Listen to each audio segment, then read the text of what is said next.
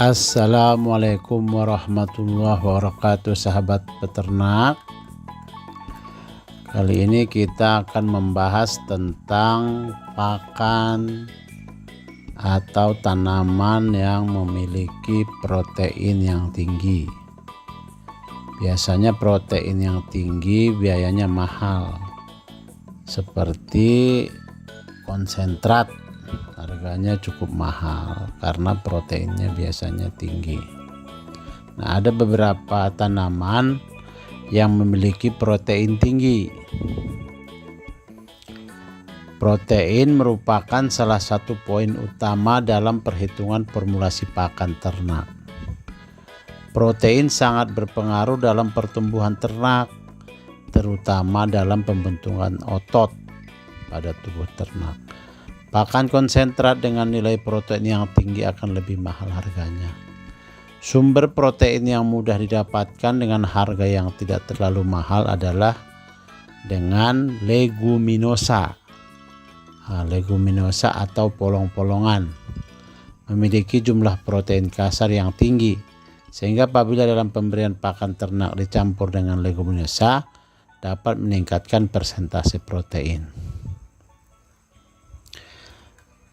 Di antaranya adalah tanaman Arachis pintoi.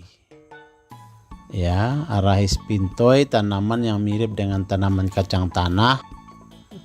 Tanaman ini termasuk kacang-kacangan yang dapat menyuburkan tanaman karena dapat mengambil nitrogen dari udara dan mengubahnya sehingga bisa dimanfaatkan oleh tanaman yang lain. Tanaman ini juga dapat menghambat pertumbuhan gulma. Arachis pintoi sangat cepat menutupi tanah. Tanaman ini tahan terhadap injakan dan sangat cocok dikombinasikan dengan rumput BD maupun rumput BH. Atau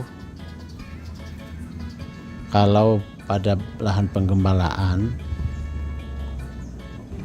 untuk meningkatkan nilai nutrisi rumput penggembalaan.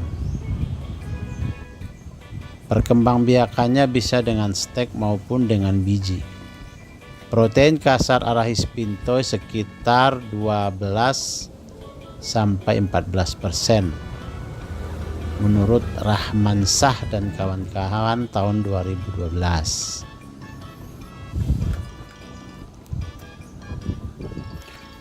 Berikutnya adalah tanaman kelor atau dengan istilah Latin Moringa oleifera. Kelor biasanya banyak ditanam sebagai pagar pembatas lahan karena tanaman ini sangat mudah tumbuh.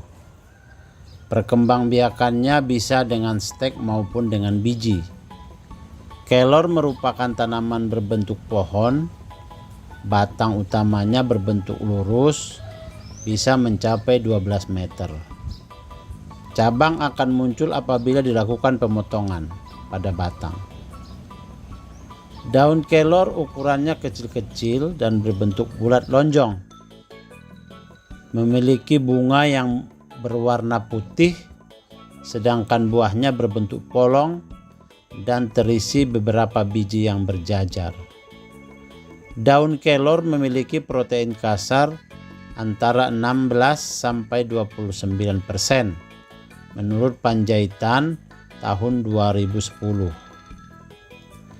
Penggunaan sebanyak 60% dari pakan dasar rumput berpeluang memberikan pertambahan bobot badan yang optimal. Ini menurut Muzani dan Panjaitan tahun 2011.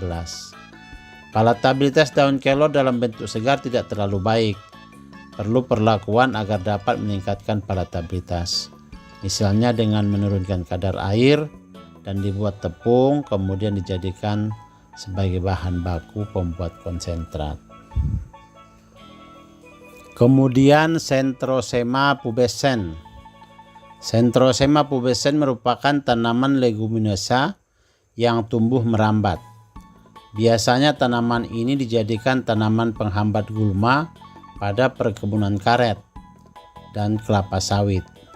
Centrosema memiliki nilai nutrisi yang sangat baik sebagai pakan ternak dan bisa dijadikan tanaman yang digabungkan dengan rumput penggembalaan.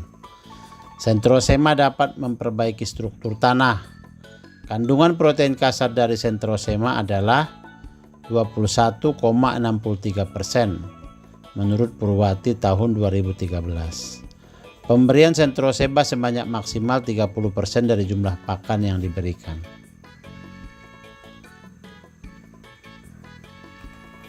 Kemudian turi, Sesbania grandiflora.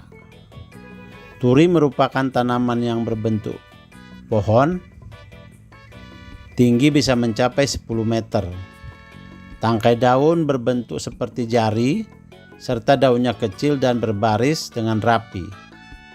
Turi memiliki dua jenis warna bunga, yaitu warna putih dan warna merah. Lebih subur di daerah yang lembab. Turi memiliki protein kasar 24%. Kandungan biomas sangat rendah dan tidak kuat terhadap pemangkasan. Pada musim kemarau, produksi daun turi sangat rendah, sekitar 1,8 kg per pohon per 3 bulan. Musim hujan produksi cukup tinggi, sekitar 4 kg per pohon per 2 bulan.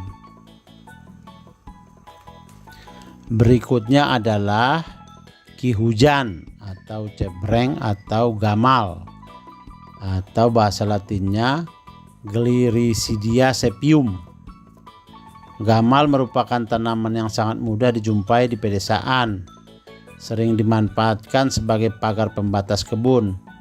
Gamal sangat mudah dikembangbiakan. Perkembangbiakannya dengan stek.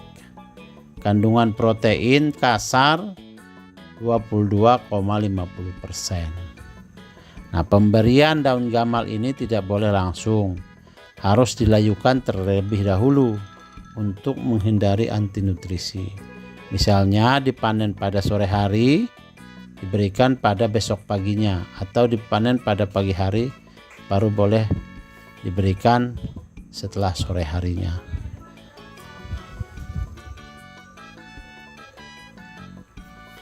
Kemudian lamtoro atau leucaena leucesophala.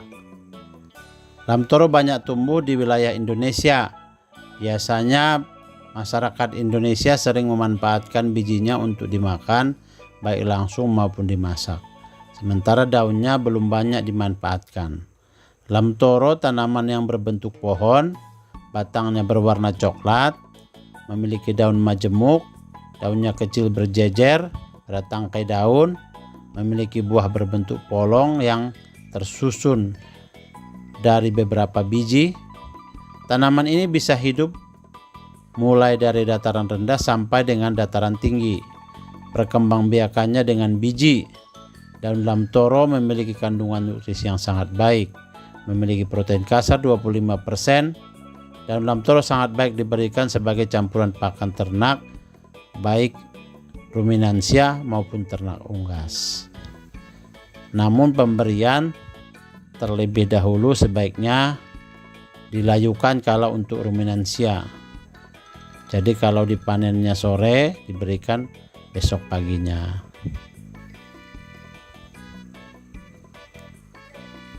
Kemudian Indigofera solingeriana.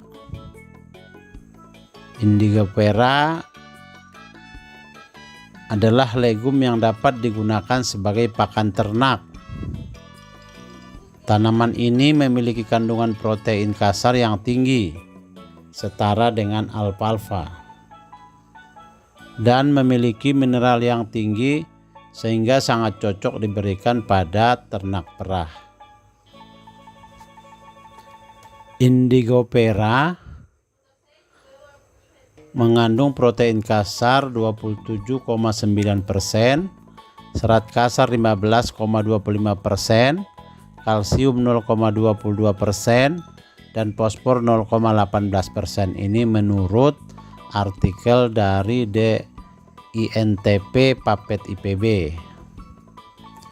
Legum Indigofera solingeriana memiliki kandungan protein yang tinggi, toleran terhadap musim kering, genangan air,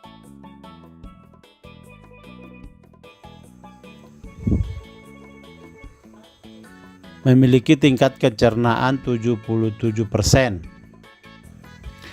memiliki kadar tanin yang sangat rendah antara 0,6 sampai 1,4 ppm, jauh di bawah taraf yang dapat menimbulkan sifat anti nutrisi. Ini menurut INTP IPB. Demikianlah